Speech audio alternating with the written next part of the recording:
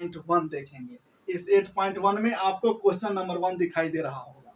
यह जो question number 1 है, इससे पहले थोड़ा सा आपको देखना पड़ेगा। जो कल हम लोग फार्मूला के बारे में भी देखे थे, जैसे फार्मूला क्या था आप देखे होंगे, P बटा एच देखे होंगे, B बटा एच देखे होंगे और P बटा बी आप देखे होंगे।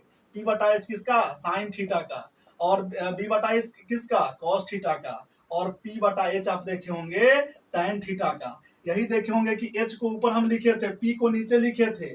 आप H को ऊपर लिखे थे, P को नीचे, यहाँ पर H को ऊपर, B को नीचे, और यहाँ पर क्या लिखे थे, B को ऊपर, P को नीचे। तो ये साइन का क्या लिखे थे यहाँ, H बटा P कॉसेक थीटा का, H बटा B लिखे थे सेक थीटा को, B बटा P लिखे थे हम लोग कॉट थीटा का लिखे थे। कल इस फार्मूला को हम लोग देखे थे, लेकिन क्या कहे थे कि यह फार्मूला आपको जो है ना याद करने में थोड़ा सा प्रॉब्लम हो सकता है। तो इसी कारण यह फार्मूला आप लोग याद कर लिए होंगे, लेकिन एक ट्रिक भी आपको बताए थे, वह ट्रिक एक बार हम दोहरा लेते हैं। जैसे पंडित बद्री प्रसाद, यहाँ बोले थे हर बोले। तो इसमें जो हुई, एक मान लीजिए एक नाम है पंडित बद्री प्रसाद, वो क्या है कि यहाँ पर सुबह सुबह उठकर हर बोले करते रहते हैं। ठीक है, तो उसी प्रकार हम ट्रिक एक लिए हैं। तो P बटा एच किसका हो गया, साइन के लिए। आप देखिए B बटा एच किसके लिए हो गया, कॉस के लिए, और B बटा P किसके लिए हो गया, tan के लिए। और यह साइन कॉस, अगर tan आपको याद है तो साइन के अपोजिट आप कॉसेक निकाल सकते हैं, कॉस के अपोजिट आप सेक निकाल सकते हैं, tan के अपोजिट कॉट। अपोजिट करने का मतलब अगर tan का अपोजिट कॉट कर रहे हैं तो इसको ऊपर कर देना है, यानी B को ऊपर P को नीचे कर दीजिएगा। चलिए, यहाँ तक आप देख लिए हैं। तो यहाँ पर क्या है कि जिस प्रकार यह ट्रिक हम लिए हैं, तो इसी प्रकार आप दूसरे ट्रिक को भी अपना सकते हैं। जैसे मान लीजिए कि यहाँ पर P लिखे, तो यहाँ पर ले सकते हैं कि पाकिस्तान, यहाँ भूखा पड़ा, पाकिस्तान भूखा पड़ा। यहाँ पर मान लीजिए कि हिंदुस्तान ले सकते हैं हरा भरा। तो क्या P बटा एच हो गया, B बटा एच हो गया, और P बाई बी हो गया। तो P बटा एच किसके लिए, फिर यहाँ पर कह सकते हैं साइन, यहाँ पर कॉस, यहाँ पर tan आप कह सकते हैं। tan थीटा लिखिए, कोई दिक्कत नहीं, tan A लिखिए, कोई दिक्कत यहाँ पर नहीं है। उसी प्रकार मान लीजिए कि यहाँ पर CBSE वाले के लिए तो बिल्कुल बढ़िया है, लेकिन थोड़ा बिहार बोर्ड वाले स्टूडेंट क्या होते हैं, जैसे हम लोग कहते हैं ना कि यहाँ पर परपेंडिकुलर, जो हम लोग कहते हैं परपेंडिकुलर कहते हैं।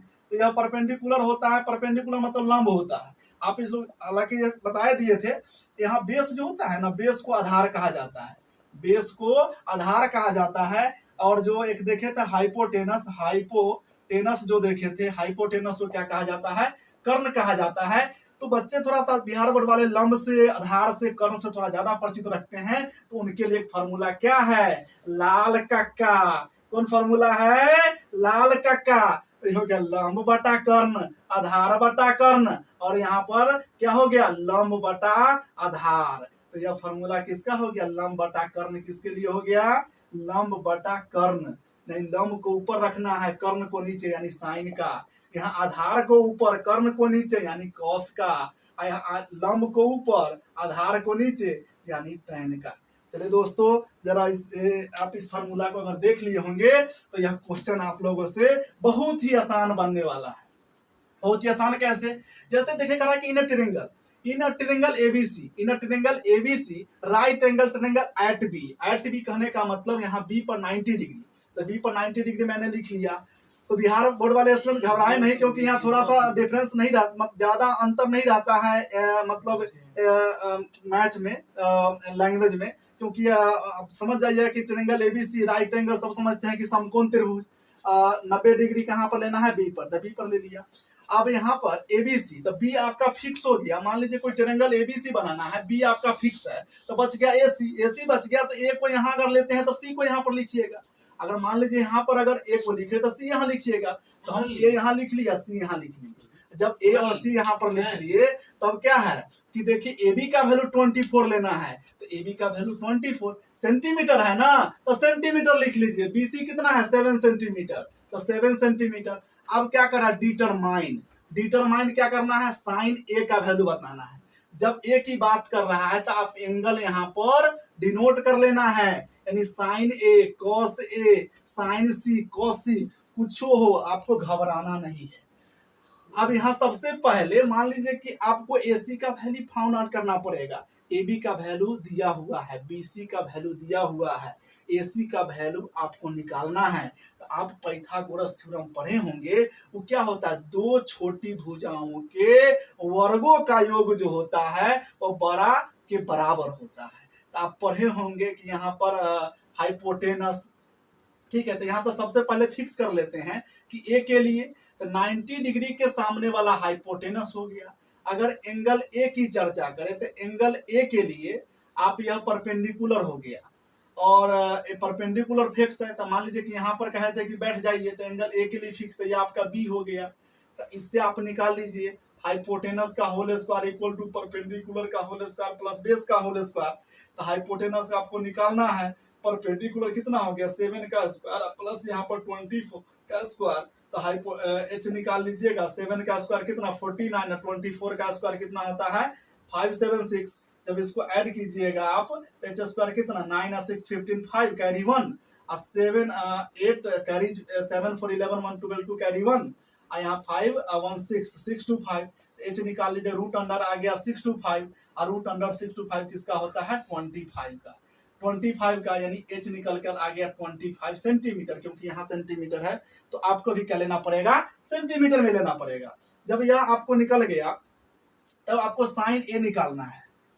तब साइन ए का वैल्यू निकालना है, आपको साइन ए निकालना है। तो साइन ए का फॉर्मूला होता है पी बटा एच। अभी जस्ट आपको बताएं साइन ए का फॉर्मूला क्या होता है पी बटा एच। अब साइन ए के लिए तो यहाँ मान लीजिए कि आप ए पर बैठ जाइए ना, ए पर आप समझिए कि ए पर हम है, तो ए पर यहाँ से परपेंडिकुलर यह दिखाई देगा। तो परपेंडिकुलर कौन हो गया आपका बीसी। बीसी परपेंडिकुलर, हाइपोटेनस तो चेंज होता नहीं है, हाइपोटेनस आपका एसी है।